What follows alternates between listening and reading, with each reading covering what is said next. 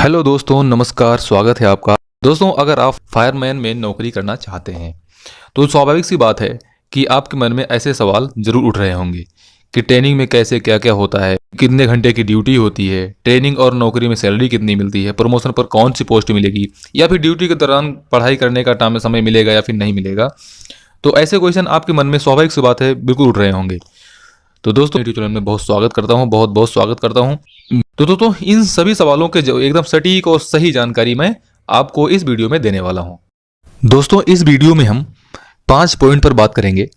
Number 1, training में कैसे कैसे क्या होता है। नंबर 2, कितने घंटे की ड्यूटी होती है।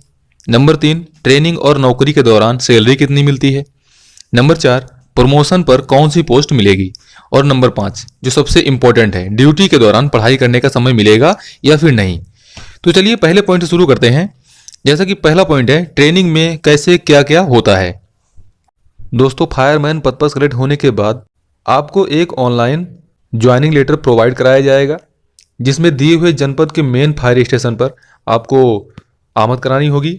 और आमद कराने के अगले दिन से ही आपकी जूनियर ट्रेनिंग शुरू कर दी जाती है, जिसको जेटीसी ट्रेनिंग बोलते हैं। यदि मेन फायर स्टेशन पर आपका ग्राउंड अगर उपलब्ध है तब तो ठीक है, नहीं तो पुलिस लाइन के ग्राउंड में आपकी जेटीसी करवाई जाएगी। आपको सुबह आधे घंटे रेस लगवाई जाएगी, उसके बाद में पीटी कराई जाती है, उसके बाद आधे घंटे आपको आईटी कराई जाएगी, उसके बाद 1 घंटे आपका फटीक करवाया जाएगा। फटीक में क्या होता है कि आपके ग्राउंड की साफ सफाई करवाई जाती है, आपके बैरिक की जहाँ पर आप रहते हो वहाँ की साफ सफाई कराई जाएगी। मेन ट्रेनिंग यानी कि आरटीसी ट्रेनिंग में जो भी आपको कराया जाएगा, एक तरह से उसके लिए आपको तैयार किया जाता है, क्योंकि कोई भी आम व्यक्ति एक आम माहौल से निकल करके जब किसी दूसरे माहौल में जाता है तो उसको थोड़ी सी असुविधा होती है। उस माहौल में नियमित रूप से ढालने के लिए आपको जेटीसी कराई जाती है। एक तरह से देखा जाए तो मेन ट्रेनिंग यानी आरटीसी के लिए जेटीसी में आपको तैयार किया जा रहा होता है। फिर जब आपको जेटीसी इंचार्ज को लगता है कि आप आरटीसी यानी मेन ट्रेनिंग के लिए बिल्कुल तैयार हो चुके हैं, तो वो हेडक्वार्टर को एक एप्लीकेशन भेजता है, जिसके बाद आपकी आरटीसी की डेट आ जाती है। वैसे तो फायर सर्विस का मेन ट्रेनिंग सेंटर तो ट्रेनिंग देने के लिए किसी भी जनपद में लोकल ट्रेनिंग सेंटर बना करके आपको आरटीसी की ट्रेनिंग दी जा सकती है। अगर आपकी आरटीसी अप्रैल से अक्टूबर महीने के बीच में पड़ी, तब आपको ग्राउंड में 5:30 बजे फॉलो इन होना पड़ेगा, मतलब 5:30 बजे पहुंचना पड़ेगा। और यदि आपकी आरटीसी नवंबर से मार्च महीने के बीच में हो रही है, तब आपको 6:30 बजे ग्राउंड में फॉल इन यानी कि पहुंचना पड़ेगा। आरटीसी ट्रेनिंग में आपको आपकी हाइट के सीरियल से 20 से 25 रिक्रूट की एक टोली बनाई जाएगी, और एक टोली के लिए एक टोली कमांडर बनाया जाएगा, जो कि आपकी ही टोली का एक सदस्य होगा। यदि आपकी आरटीसी अप्रैल से अक्टूबर महीने के बीच पड़ रही है, तो आपको सुबह 5:30 बजे पीटी ड्रेस में ग्राउंड में पहुंच जाना होगा। हर टोली का टोली कमांडर आरटीसी मेजर को अपनी टोली के प्रत्येक सदस्य की अनुपस्थिति और उपस्थिति की रिपोर्ट देगा कि कौन बीमार है, कौन चल नहीं सकता, या फिर जैसी भी स्थिति होगी, प्रत्येक सदस्य की रिपोर्ट मेजर को देगा, जिसको गणना बोलते हैं। गणना कंप्लीट होने के बाद आपको 7 से 8 किलोमीटर की दौड़ कराई जाएगी। आपको फिजिकल फिट रहने के लिए आपको पीटी कराई जाएगी। पीटी का पीरियड समाप्त होने के बाद आपको 10 मिनट के लिए बैरिक जाने के लिए छोड़ा जाएगा। आप इस 10 मिनट में अपना ड्रेस चेंज करेंगे, यानी पीटी ड्रेस को निकाल कर अब वर्दी पहन के ग्राउंड में दोबारा आएंगे। फिर वर्दी में आपको अनुशासित रूप से काम करने के लिए आईटी कराई जाती है।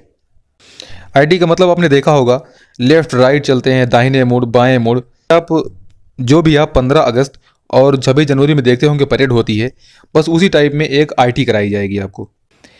आईटी का पीरियड समाप्त होने के बाद आपको फिर 10 मिनट के लिए छोड़ा जाएगा। आपको सिंपल यानी किसी भी ड्रेस में आपको ग्राउंड में आने के लिए बोला जाएगा, बाल्टी और खुरपा लेकर के, जिसमें आधे घंटे आपको लगभग ग्राउंड की साफ सफाई, अपने जितना परिसर आपका होगा उस परिसर की कहीं भी सफाई करने के लिए आपको कहा जा सकता है, और आप मना भी नहीं कर सकते, क्योंकि ये आपके ट्रेनिंग शेड्यूल में आता है। आपको ग्राउंड की साफ सफाई करने के लिए कहा जा सकता है, आपको बैरिक की साफ सफाई करने के लिए कहा जा सकता है, मतलब आप मना नहीं कर सकते, आपको करना पड़ेगा। फटीग का पीरियड समाप्त होने के बाद आपको 10 बजे छोड़ा जाएगा। फिर आपको नाश्ता मिलेगा।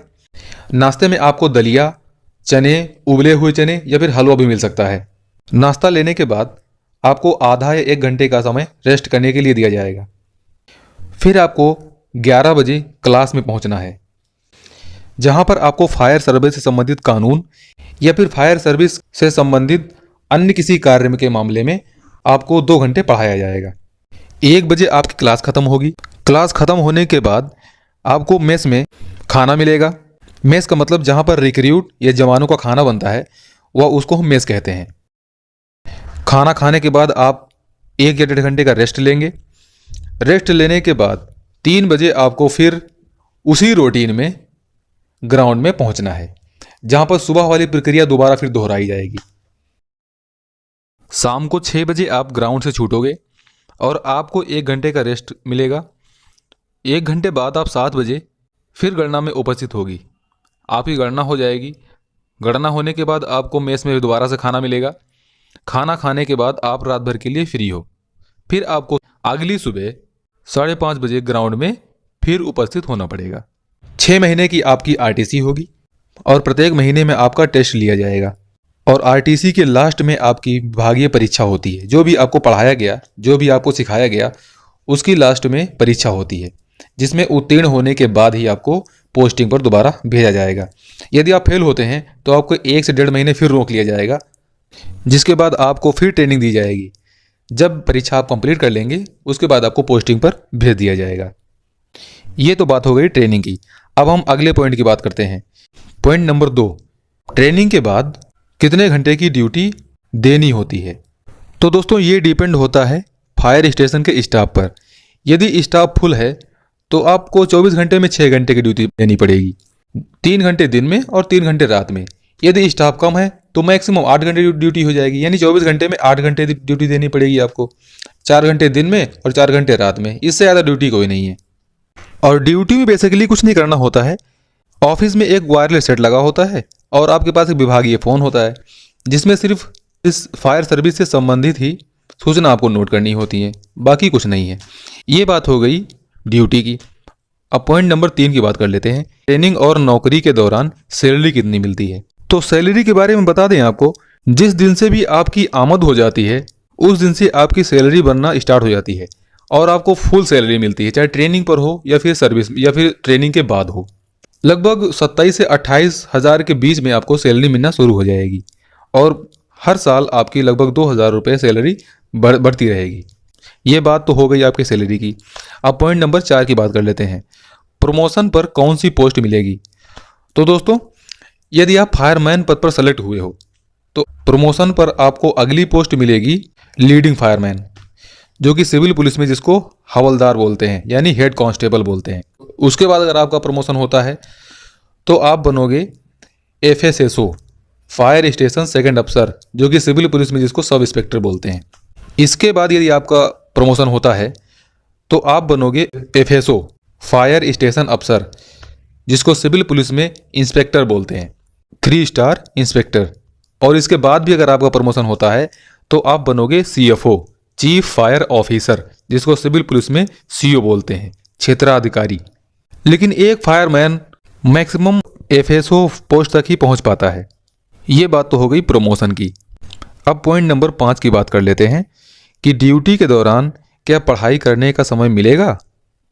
तो दोस्तों ये सवाल बहुत ही इंपॉर्टेंट है। उन लोगों के लिए तो बिल्कुल ही इंपॉर्टेंट है जो नौकरी करने के दौरान आगे की तैयारी करने के लिए पढ़ाई करना चाहते हैं। तो मैं बता दूं आपको, फायर सर्विस में आपको पढ़ाई करने का फुल टाइम मिलेगा, क्योंकि फायर ब्रिगेड का मेन काम जो होता है वो आग बुझाना और जीव रक्षा कार्य होता है। तो आग का जो समय होता है, आग लगने का जो टाइम होता है, वो केवल दो ही महीने लगभग ज़्यादा रहता है, अप्रैल और मई। फायर सर्विस के लिए यही एक समय होता है जो कि पूरे साल का सबसे बेस्ट समय होता है। अप्रैल और मई निकल गई, ये अगर एक बरसात हो गई, बरसात होने के बाद फिर आग का माहौल एकदम शांत हो जाता है, क्योंकि अप्रैल के महीने में ही लगभग गेहूं कटाई शुरू होती है और ज़्यादातर आग तो खेतों में ही लगती है, झोपड़पट्टी में ही लगती है। एक बार अप्रैल मई महीना बीत गया, उसके बाद में फायर ब्रिगेड में पूरी शांति ही शांति रहती है। फिर जुलाई से लेकर इधर मार्च तक एकदम शांत माहौल रहता है। इसके बीच आप भरपूर पढ़ाई कर सकते हैं। पूरा टाइम आपको पढ़ाई करने के लिए, ये पूरा पूरा समय। अब मैं कहता हूँ फायर सर्विस में नौकरी ज्वाइन करने के बाद अगर आप पढ़ाई नहीं कर रहे हो तो बैठे बैठे लेटे लेटे आप थक जाओगे, क्योंकि उसके बाद कोई वर्क ही नहीं है। इसके बाद बीच बीच में कोई वीआईपी अगर आता है, मीटिंग वगैरह, कोई समारोह वगैरह, बड़ा समारोह वगैरह होता है, तो वहाँ पर हेलीपैड पर आपकी ड्यूटी लग सकती है। मतलब ऐसी स्थितियों में आपकी ड्यूटी लग सकती है जहाँ पर आग लगने जैसी समस्याएं पैदा हो सकती हैं। वहाँ पर आपकी ड्यूटी इमरजेंसी के लिए लगाई जा सकती है। बाकी आप एकदम फ्री हो। केवल 2 महीने ही आपका ज़्यादा वर्क पड़ता है, अप्रैल और मई। इसलिए फायर सर्विस में अगर आप आना चाहते हो और साथ में पढ़ाई की आगे की नौकरी की तैयारी भी करना चाहते हो, तो आपके लिए फायर सर्विस में फायरमैन के पद पर रहते हुए अच्छी पढ़ाई कर सकते हो, अच्छी लेवल की पढ़ाई कर सकते हो, क्योंकि आपको पढ़ाई करने के लिए फुल टाइम मिल रहा है। सेल्फ स्टडी खूब कीजिए। तो दोस्तों, ये होती है फायर सर्विस की नौकरी और खासकर फायरमैन की नौकरी। अगर और भी कुछ सवाल आपको पूछने हो तो आप कमेंट बॉक्स में डाल देना, मैं उसके लिए भी आपको एक वीडियो बनाकर डाल दूंगा। तो फिर मिलते हैं एक नेक्स्ट वीडियो में, तब तक के लिए।